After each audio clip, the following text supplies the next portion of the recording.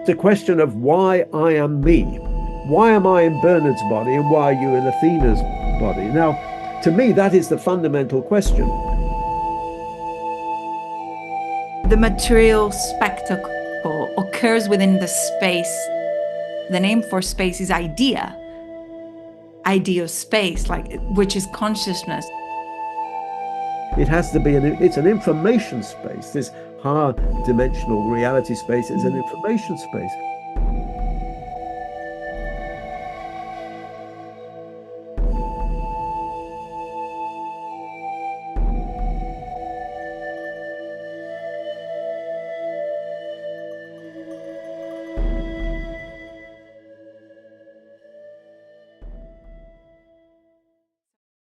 It's also, in a way, a modern phenomenon, because if we study, and perhaps partially a Western phenomenon, if we study other civilizations, other worldviews, indigenous worldviews, or other historical times, there has always been this idea in those worldviews that there are other beings surrounding us. There are orders of beings. I'm sure we find that in Buddhism, in India.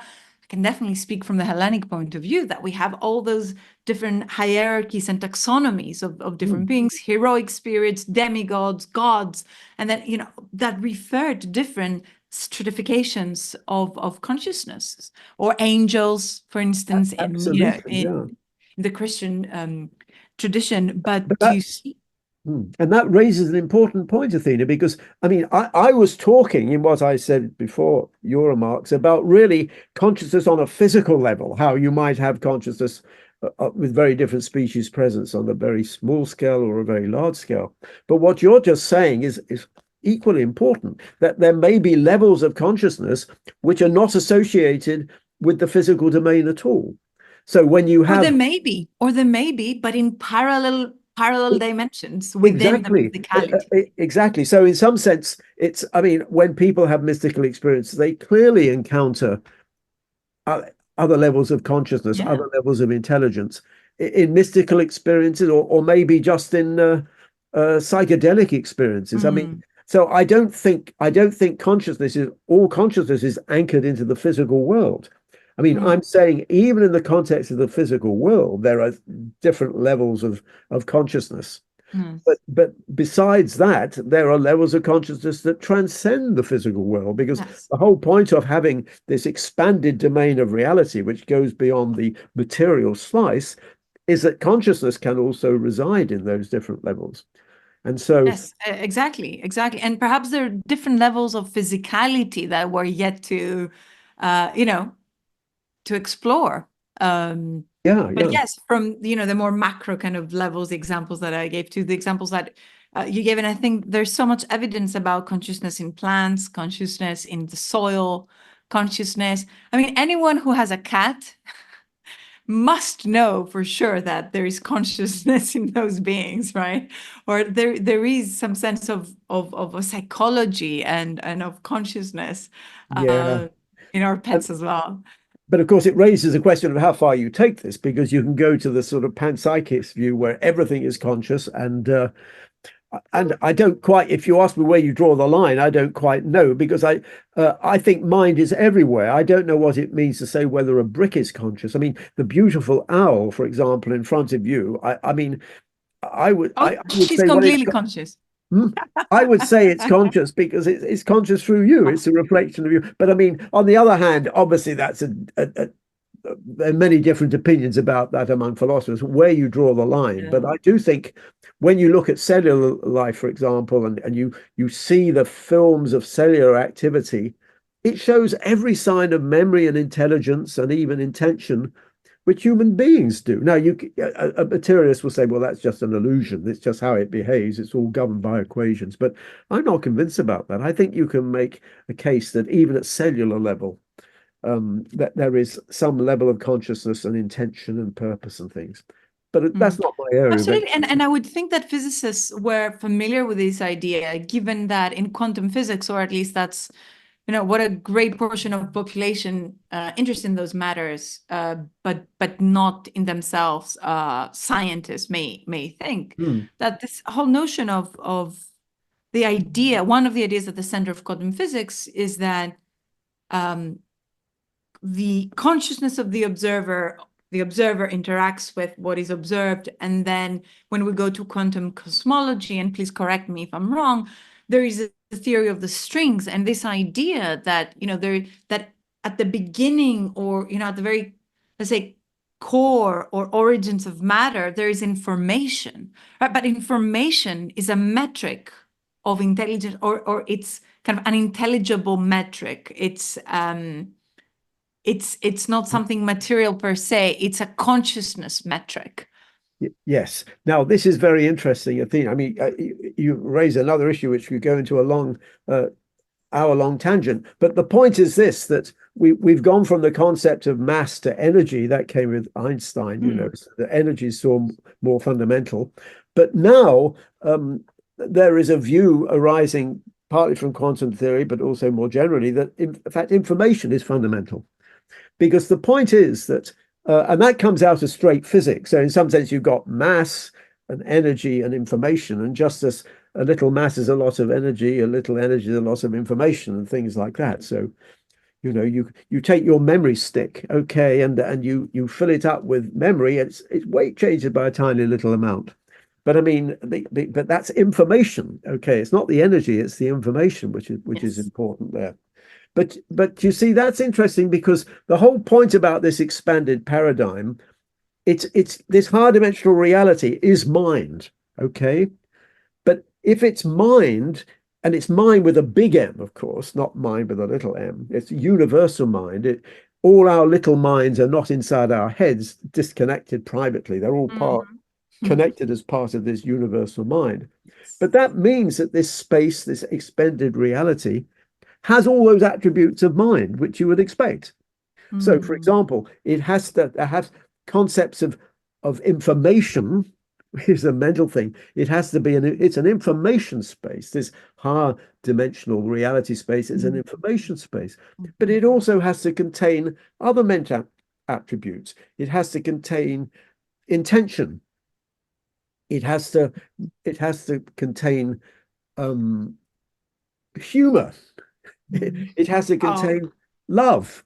So all of those aspects which you would associate with mind and indeed spirituality, and of course, when I started talking about love, I was getting into the spiritual domain. They're also part of this high dimensional reality structure. So I say that because a lot of people aren't happy with this idea of extended physics. They say, well, if we're going to extend physics to incorporate spirituality, this is debasing spirituality, because the whole point about spirituality is to get away from this reductionist perspective. I don't see it like this, because this isn't reductionist physics. This expanded physics contains all the features which you and me, would be so keen on, such as information and love. Yes. Now, a physicist isn't normally going to talk about love, that's another of these taboo words. And of course, spirituality is another of those words. So I think that's crucial. Your expanding paradigm of physics will not get rid of all those things. It's not going to reduce love and everything to equations. It will contain all those things. That's my view. Exactly. And I couldn't agree more with you on this.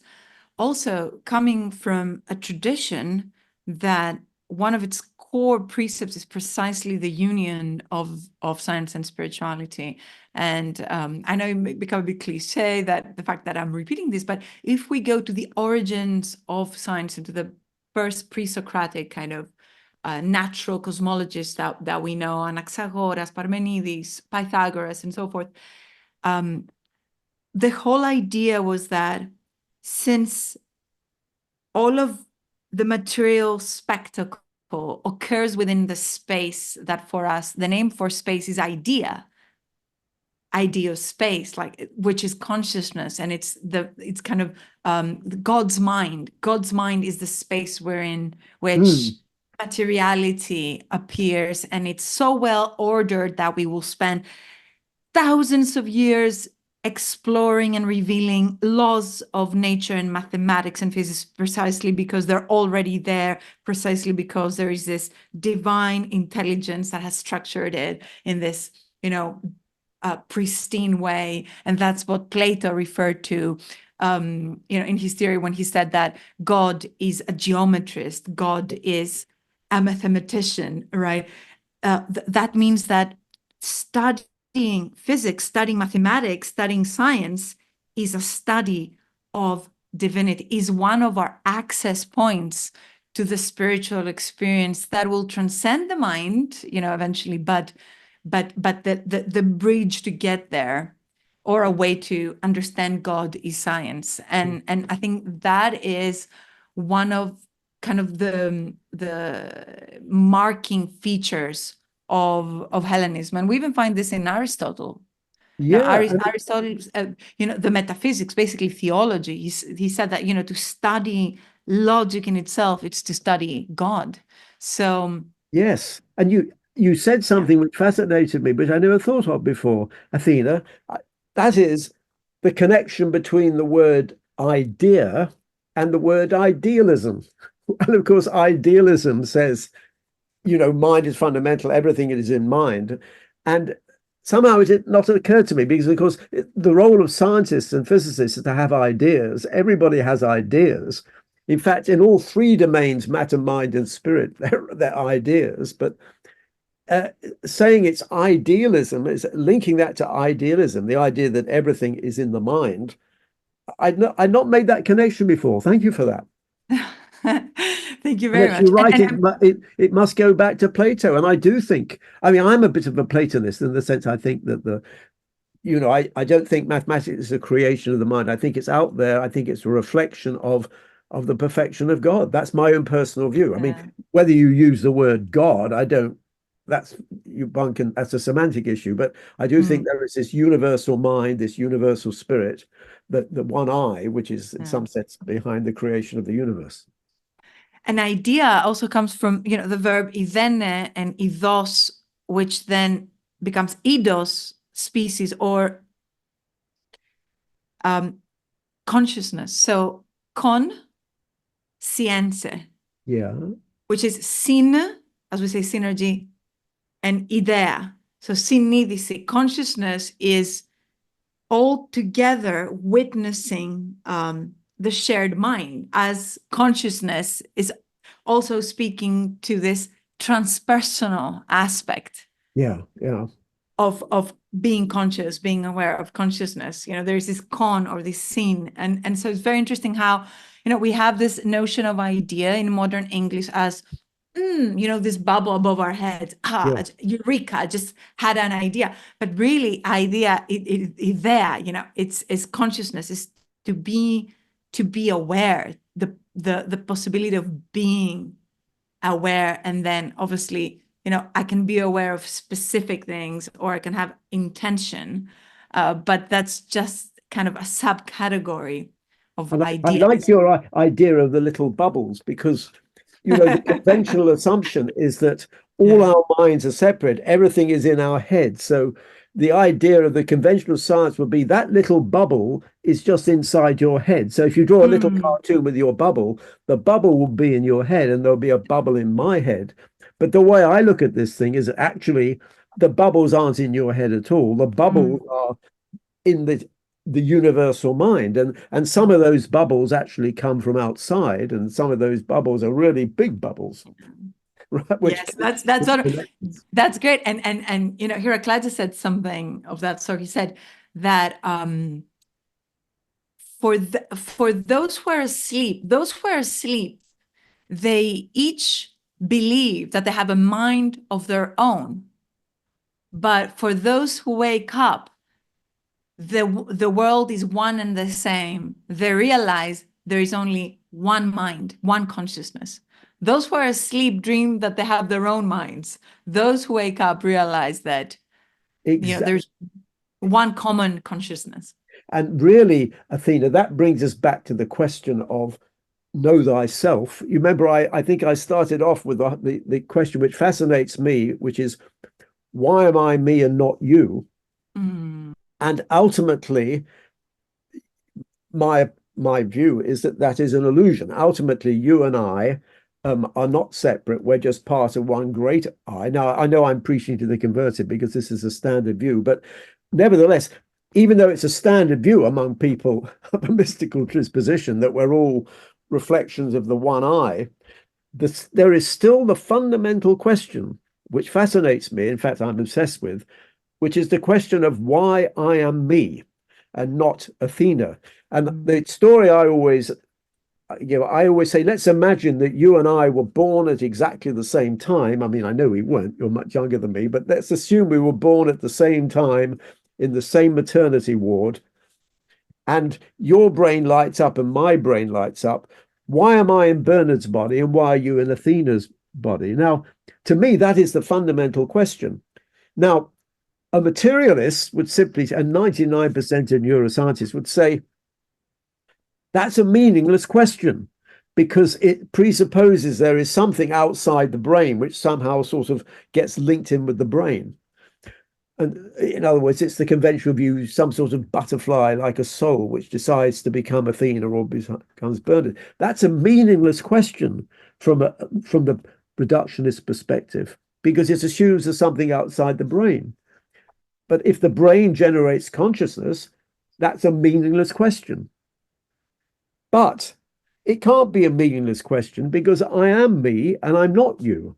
And therefore, the fact that the materialist perspective regards this as a meaningless question merely means that that materialist perspective must be incomplete. And so to me, but even saying that, there is still the issue. I mean, here's this one consciousness which fragments into a billion little consciousness, including you and me.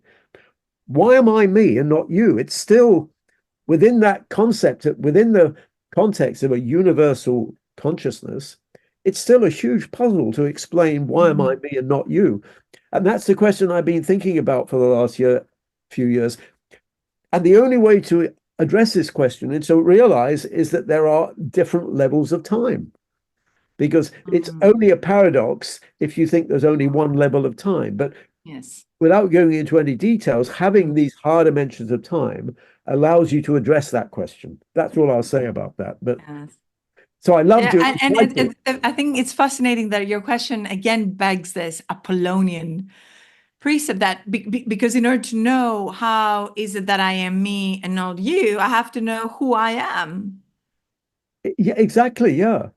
Because the question presupposes a difference that presupposes that I know that there are these two different things, that we are different. The question presupposes that we are different, which basically presupposes that I have some idea of who I am, or that I have to explore that. Well, that is the answer very philosophers always give, because people will say, I will say, well, look, why am I me and not you? And they say, well, that's straightforward. They say, because you have got a unique set of memories, you've got your own DNA and all that. Athena has her set of memories and her DNA, and so they're different. But then I say, yeah, but of course they're different. But my question is, why am I associated with one set of memories and one set of DNA and not the other? So to me, it's a really profound question, which I don't think even philosophers seem to tackle. I mean, I haven't seen discussions of this. And certainly physicists don't. But I think ultimately physics itself may provide an answer to that problem. But it's one which will involve a rather complicated view of higher levels of time and closed time-like loops and things like that, which are quite technical. But anyway, that's the question I'm really currently obsessed with, and of course it ties in nicely with the title of this whole session: "Know Thyself." Why is myself not yourself?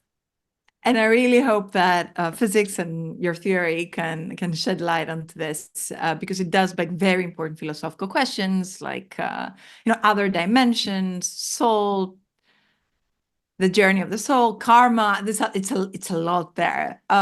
So how were you able to follow your academic career path with all those interests and those questions and those research areas also at the center of your exploration and the center of your life. Did you feel that you had to keep them secret from your colleagues? Did you feel you have to lead a divided life or a parallel life where you wear your physicist hat, in the morning, and then, you follow kind of a different line of exploration in the evening, or the other way around? Like, how did it work out for you? Well, that's a very important question. And I mean, ultimately, to some extent, I did keep my ideas private and secret because I knew most of my physics colleagues weren't interested or were skeptical. And especially if you go back to when I started with my career, which is 50 years ago or something, it really would affect your career, even to be interested into some of these subjects. For example, there are all these taboo words like spirituality and parapsychology and God and things. And if I start talking about those topics to my physics friends, it would have affected my career. I might not have got promoted. I wouldn't have. I wouldn't have got my research grants. There were reasons why in those days, 50 years ago, you really had to be discreet. Now, of course, my friends knew about this. I mean, I have some physicists who are close friends, like Stephen Hawking, knew about my interests, but I wouldn't preach about them. I wouldn't sort of give seminars to physicists on these sorts of topics which interest me, because basically they wouldn't be interested, but also it would actually get me into trouble. That was 50 years ago. I should say there's a distinction between my ideas, which I didn't talk about simply because they were too speculative and would get me into trouble, and talking about my experiences. I mean, the reason I'm interested in these subjects is really that in some modest way, I've had experiences. I've had psychic and spiritual experiences, not of a very elevated nature, but I've had, out-of-body experiences and things like that. So enough to convince me that these levels of reality exist. But I wouldn't talk about those experiences even to non-physicists because they were very intimate, and I just had this feeling I shouldn't talk about them, partly because people might think I was crazy, but also because I always felt that talking about them would, in some sense, take the energy away, would stop them happening. I always thought they should be secret. I did begin to talk about it. You remember very recently, Marjorie Wollacott and David Lorimer produced this book about people coming out about their experiences. And I did talk for the first time about some of my experiences there. And I thought, well, I'm at a sufficient age now. I'm not going to lose my job because I'm retired. And probably I'm not going to get in line anyway. So it's not going to dampen my spiritual progress. But because I do think actually it's important that people talk about these experiences, so people know they're not alone, that lots of people have these experiences, even though I still think there's a certain logic in not talking about them. You've got to balance. But going back historically, so as far as my friends were concerned, I kept it quite secret. Not my friends, but as far as my academic colleagues who weren't close friends, I would keep it secret. And I've never felt a great desire to proselytize, to convince them that they should be interested in these things. Because what you've got to realize is that science now is very narrowly focused. Okay, research, I can't even focus on all the cosmology. I have to focus on some very narrow stream. So it's the nature of research now is that your attention is very, very narrow. Now, my colleagues in physics, I could say, well, read all 100 years of literature or go and take LSD and have an experience, but they don't have time for that. They've got to focus. To be a success in what they're doing, they have to focus very narrowly. And so I've never felt any desire to convert all my colleagues to a belief in psi and spirituality, because, I mean, I understand they don't have time. I only get annoyed when people who have no experience of these things say it's all nonsense. I'm quite happy for people to say, I'm not interested, I don't have time to look into it. That's fine. I just get annoyed when people who have no experience say this is all nonsense. Because ultimately, why people are interested in these phenomena is because they've had experiences. I mean, I'm interested in mind, science, spirit, because I've had some experiences, not very profound experiences, but I've put my foot in the ocean, in the pond, if you like. And I think you'll find that's a common feature of any of the physicists who are interested in these topics. They've had an experience, and that's fine. If they haven't had the experience, fine, they can do their own thing. It's rather like when I said earlier, I didn't want to convert Stephen to these sorts of ideas. And another point is actually, I quite like the fact that only a very small number of physicists are interested in these problems, because it makes it quite a small, comfortable field. In my professional field of astrophysics, of cosmology, there are thousands of people working on the ideas. So if you write a paper, you know there are going to be 100 people trying to write the same paper before you do to get it on the archives. It's all very competitive. There's so many people. I like the fact that there's only a small fraction, a small number of physicists developing these ideas. I mean, it's actually a consolation. So the fact that I'm a minority view among physicists, to me, is a consolation. And I know when one talks about the new post-materialist paradigm, one's dreaming of some new paradigm where everybody believes these things. Actually, I prefer it when only a small number of people are interested, because that way I can keep up with the literature. I can keep up with what people are saying. You know, I only have to read a few dozen papers to understand what people are saying about higher dimensions in mind. I'd have to read thousands of papers to know what people are saying about cosmology. So what I'm saying is that from an academic perspective, I did keep it separate and rather secret, but I never resented the fact that it was a minority view, because I wasn't really very interested in converting other people. I know some people want to convert other people, because that's part of the paradigm shift. But I've not been driven in that direction just from a purely selfish point of view. I like working up my theories. I like having experiences and talking to a small number of people who share my interests. I've no great desire to convert the world. Eventually, we are going to convert the world. There will be this post-materialist paradigm. But I'm not too bothered, and it probably won't happen in my lifetime, and I'm not too bothered about that. It'll happen in the next life, perhaps. Yes. I hope it happens very, very soon. So we all. I hope so, but it depends what you mean by it. Yeah, I mean the conversion, this this kind of new paradigm that evidently is surfacing. So there's this term that we've been using also in the equivalent of the Galileo report, which is the call for a renaissance of the spirit in the humanities.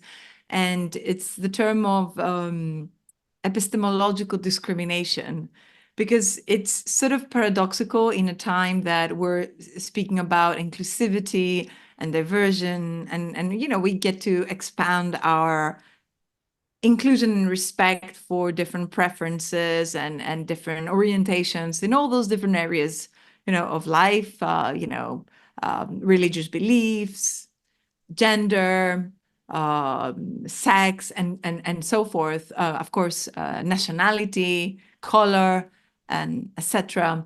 That there's still kind of a high level of discrimination and non-tolerance for diversity in worldview, in cosmology, at least in most parts of the Western world. You're only allowed to have the standard materialist point of view and worldview. And then, what if you come from, let's say, a different spiritual background, or a different ethnic background, a different worldview background?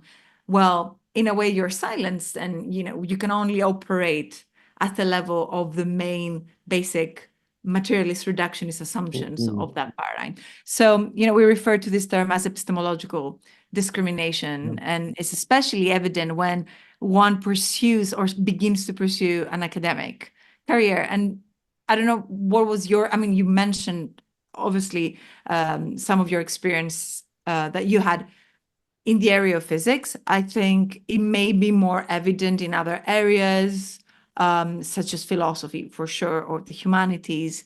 But was that something, did you ever feel that was a constraint for you, or that there was a level of discrimination involved?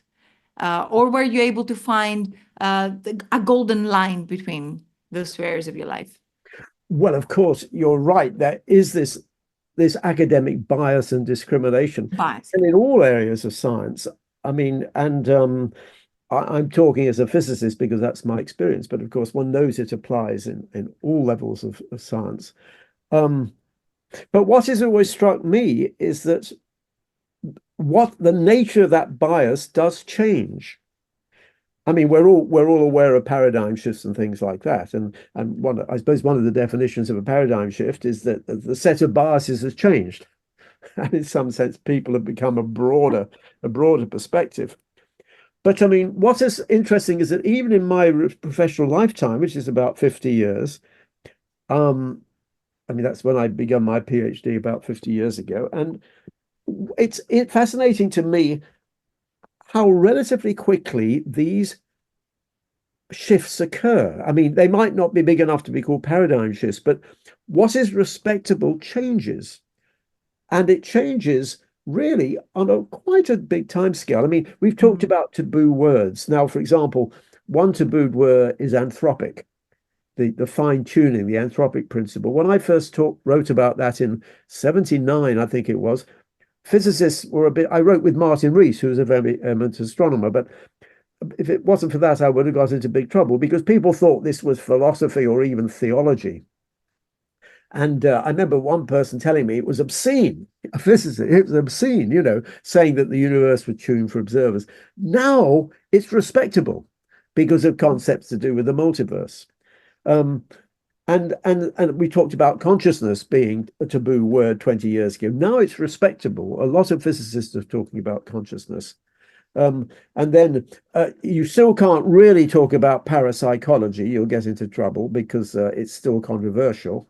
But you can talk about psychedelics, for example. Psychedelics used to be a taboo subject, but now it's mainstream because, you know, you've got professors, big groups in what is it, Imperial College working on psychedelics, and it's all funded. And so that's becoming respectable. And God is still taboo, of course. But the point I'm making is that these biases and these taboos change relatively rapidly. I mean, I was giving examples, you know, from a narrow range of sciences. And it's also interesting that you only need a comparatively small number of influential people to start being on your side, and the view changes. So, for example, the anthropic principle was completely taboo in the sense that, you know, only whatever it was, a few percentage of physicists would take it seriously. Now it's still controversial, but now it's respectable. And in the sense that maybe 50% of physicists take it seriously. And the reason for that is that great physicists, such as Stephen Weinberg, Len Susskind, Stephen Hawking, Martin Rees, and people, they say this is sensible. And it's like everything in life, you just need a few influential people to say this is sensible, and the rest will follow like sheep.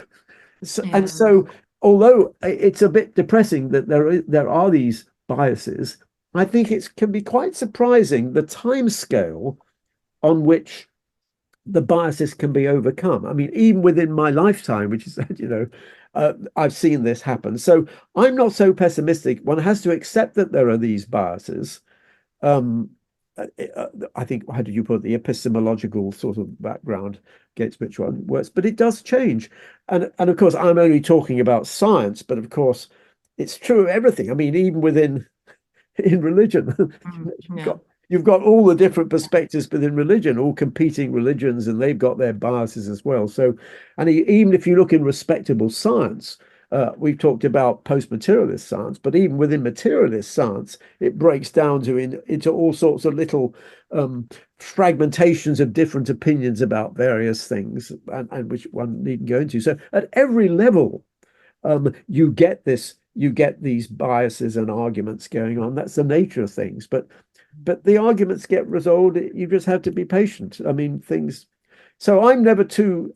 I mean, you know, scientism, to me, there's this real blight of scientism, which is, of course, different from science. As you know, scientism is this incredibly narrow-minded, a fundamentalist view of science, rather akin to a fundamentalist view of religion. Well, I think that's just a passing phase. I don't think it's going to be here I It really won't hope be here so. in another 50 years, and maybe not in 10 years. Mm, That's my view, at least. So mm, one has to be aware of these biases, and you have to be aware that it can affect. I mean, I made a decision when I had to decide whether to do a PhD in cosmology or parapsychology.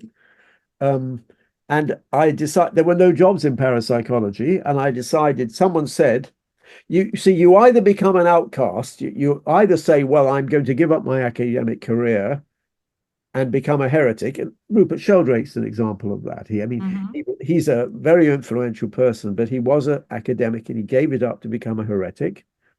Or you take a decision, well, I'm going to work within academia and attain some sort of respectability. And then from a position of strength, if you like, or even from a position of retirement, you can then start Yes. saying, well, you've got to take these Yes. other ideas seriously. So I suppose I myself took the view that rather than being a heretic, I would just be a heretic, I'd be a Mm.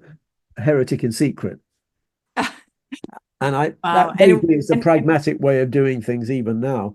And what an irony that we use the word heretic, which is what religion used to call scientists through this, black or white and dogmatic point of view. It's actually it's a bit entropic that science has become so dogmatic as to actually employ the term heretic to anything that does not abide by its principles. Well, that is interesting. Yes, you're right, because it's heretic. Heresy was originally a religious term, but now science is using it. But then some people say that's because science has become the new religion, I suppose.